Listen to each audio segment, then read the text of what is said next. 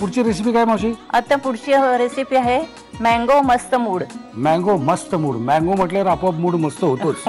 Okay, काय काय काय काय काय साहित्य मला सांग. हा बर्फाचा क्रश आहे. ओके. आमरस आहे. द्राक्षाचे तुकडे केलेले आहेत. गुलकंद आहे.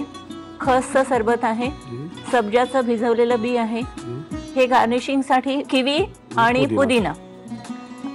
चेरीज गार्निशिंग साठी. काळ्या मनुका. मध. ओके, साहित्य बघितलं. आता जाऊया आपण प्रत्यक्ष कृतीकडे. काय करायची कृती मला सांगा. हा, कृती म्हणजे पहिल्यांदी गुलकंदाचा थर द्यायचा. गुलकंद अतिशय थंड असतो. उन्हाळ्यात खावाच खावा, पण मुलं ती असं घेऊन चमच्यात घेऊन खातील असं नाही. इम्पॉसिबल.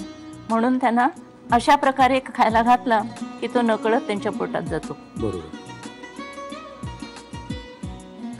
ओके. हिरवी द्राक्ष.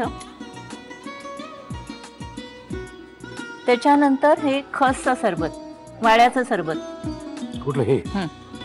सब्जाचं बी. काळे मनुका. पुढे त्याच्यानंतर आमरस.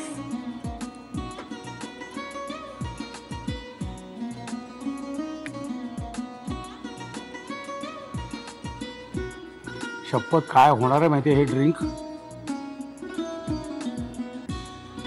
आता मध. त्याच्यावरती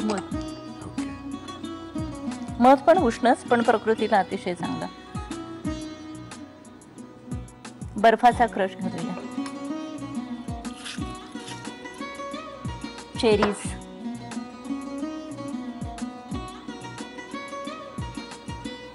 पुदिना आणि किवीच्या ह्याने सक्तीने सजवायचं आणि हे फ्रीज मध्ये ठेवून थंड करायचं. बर, मला वाटलं अजून काय टाकायचंय. नाही,